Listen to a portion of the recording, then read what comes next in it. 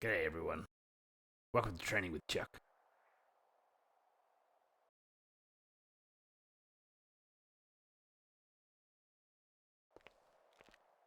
In this video, we're going to be talking about how to correctly detain an individual and the processes you must follow.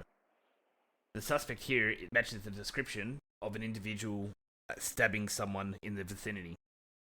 So I'll approach him as follows. Sir, can I see some hands, please? Hands up. Of course. Alright, sir, my name is Detective Chuck Griffin, and at this time I'm going to be detaining you for questioning in relation to an incident. You can see that I can place him in handcuffs like so, and then I'll proceed to talk to him. Alright, sir. We've had a report that an individual matching your description has stabbed someone in the vicinity, okay, using your knife and threatening others before their life. Do you mind if we conduct a search on you? No, not at all, mate. Alright, so he has requested no to the search, so now I need to find harder evidence. Such evidence would be if I could find the witness and get their positive identification on this individual.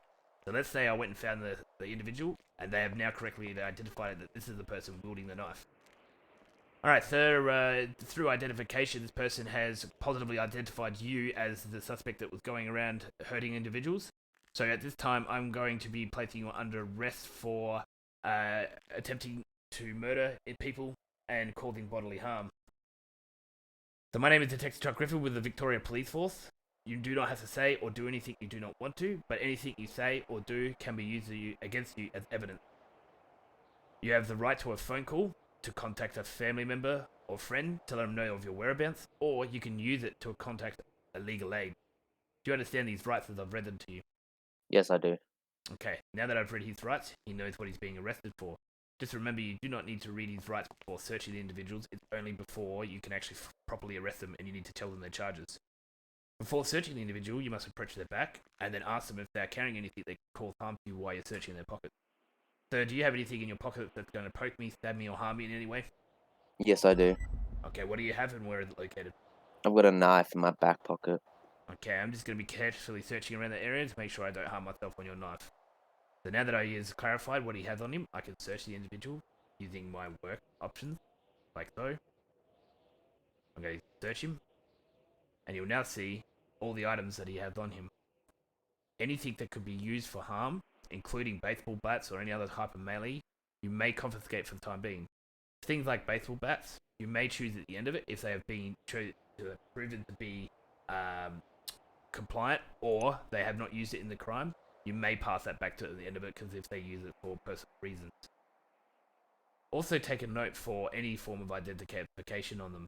This can help you to positively identify them rather than having to rely on them giving you their honest answer. Alright, Mr. Mullen, I have found the knife that was believed to be a part of the case. I'm now going to be escorting you to the vehicle now. Okay. Remember always to search the individual before putting them in your vehicle. The last thing you want is them having any kind of weapon or lockpick on them to be able to help themselves free or to cause harm to you while you're driving. Okay. When you get to the vehicle, what you want to do next is place them in the vehicle by using your alternate eye to look at the vehicle. Also warn the suspect to watch their head as you place him in, like so. Alright, so I'm just going to be placing you in this vehicle now. Just watch your head, alright?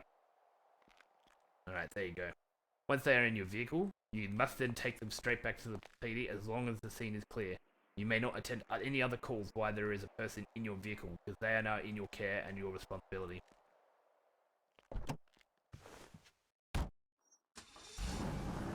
When you return to the PD, the two places that you can park, is here, or there is also at the back there near the entrance to the cells.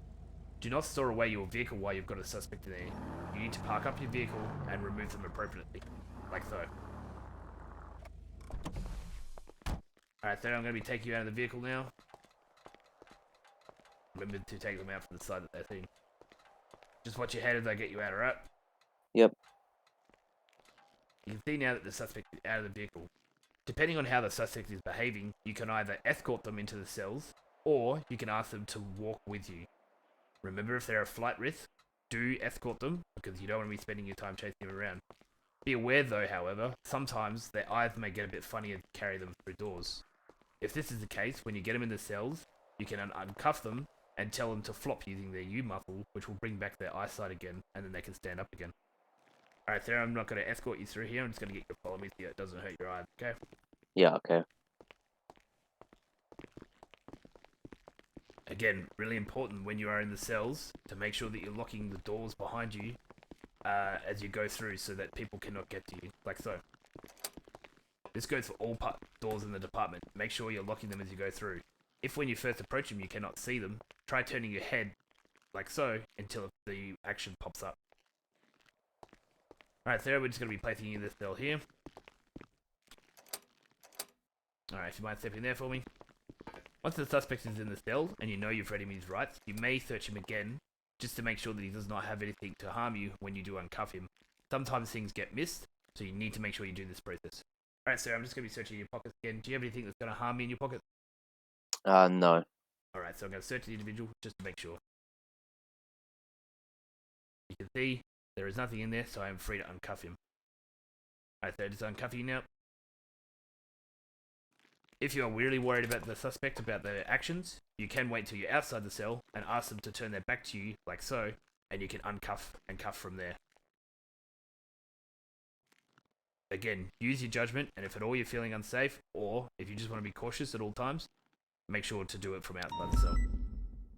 From this point, you must offer the suspect a personal call, or to contact a legal aid. So would you like to exercise your right to a phone call? No, I don't have anyone to call. No worries. Just remember that we are going to give them a maximum of 5 minutes so they don't spend half an hour talking on the phone. If they do something like this and take their maximum time, this is not time to be taken off their sentence at all. It is not counted as time served. The next thing you want to do is, once you know their positive ID, you want to be looking up them in the database, and then you want to be starting to write up the incident report. So, for example, we know that before we got his ID as Jack Mullen, so we're going to look him up in the MDT.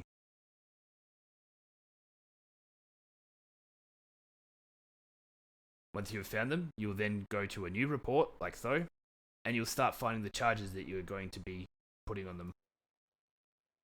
You can see here, attempted murder is something that I'm going to be putting on his charges, like so, and you'll start to see the fines adding up down here. You can add more than one charge to the suspect, depending on what it is that they've done. Over here under the incident, you want to be entering a title for this report that's given. So for this one, it's going to be attempted murder with a knife.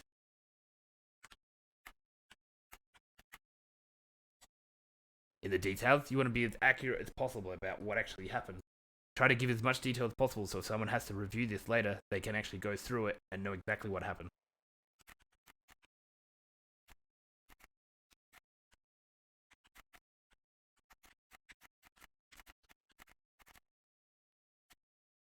Once I've entered the report and made sure that I've attached all the fines, like so, I will then remember how much I need to fine the individual. If you have not ever caught this individual, so say they ran away or got away, you do the same process, but once you've submitted the report, you then can add a warrant. I highly suggest that you copy the details of this so you do not have to type it out again when writing a warrant. After you finish with it, click Submit Report, and then you can go ahead and process the individual.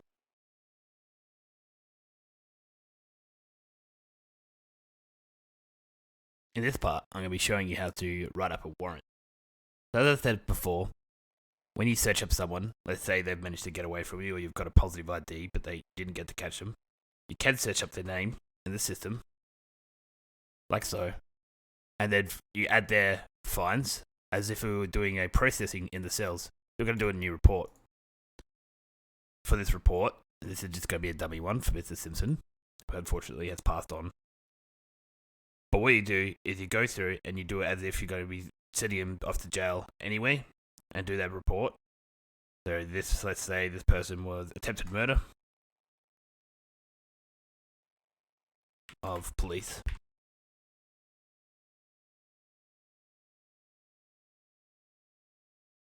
Okay, and then you, as I said, you would enter your details here.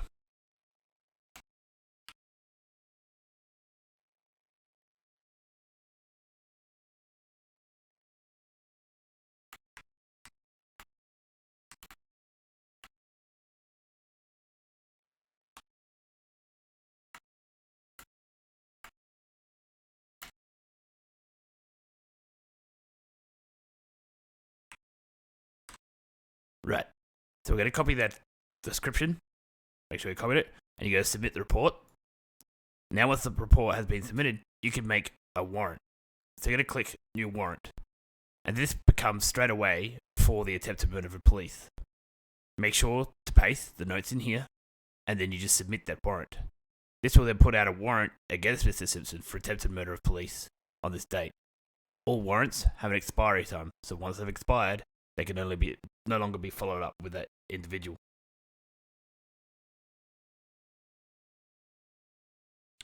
Now that you have finished writing up your report, don't forget to read out the charges before submitting to the suspect about what they're going to be charged for. Right, first, so you're going to be charged for attempted manslaughter and possession of a Class 1 firearm, which is a knife. Do you understand these charges? Yeah, I do. Alright. Now that he's understood his charges, and if you have any questions, you can go through it with him, or if you request a lawyer, he can call a lawyer, but if there's no lawyer present, you go ahead and press the charges, and it can then get taken to court at a later date by his lawyer. Now what we're going to do is sending his bill. So again, remember to get his special ID, okay, and this can be changed from time to time. So there you go, you can see now it's 15 because we had a tsunami. And then what we're going to do is we're going to sync bill, his ID, and then the amount that the fine was. You need to remember to do this because at the moment the MDT doesn't automatically bill them.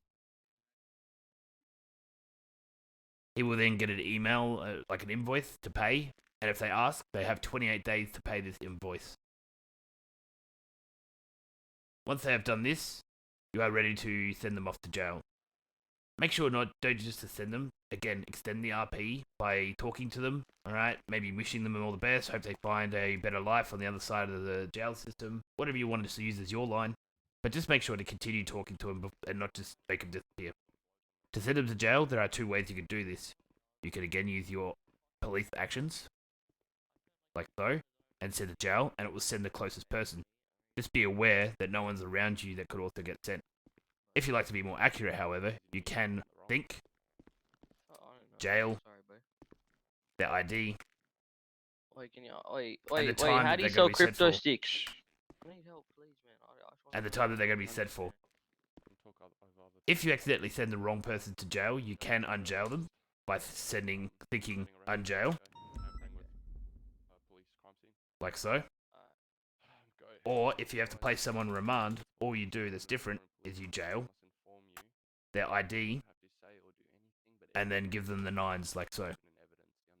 Just remember, before you send someone to remand, you do need to get permission from High Command first.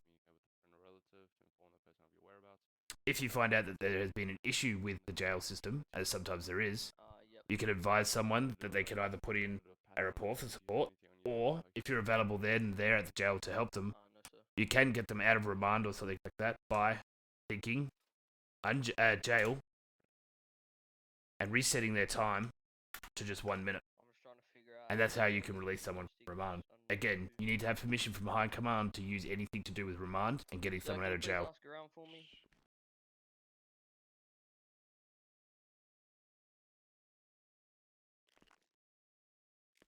Mugshots can be extremely helpful to all police, helping us to identify who an individual is if they match the name on the profile.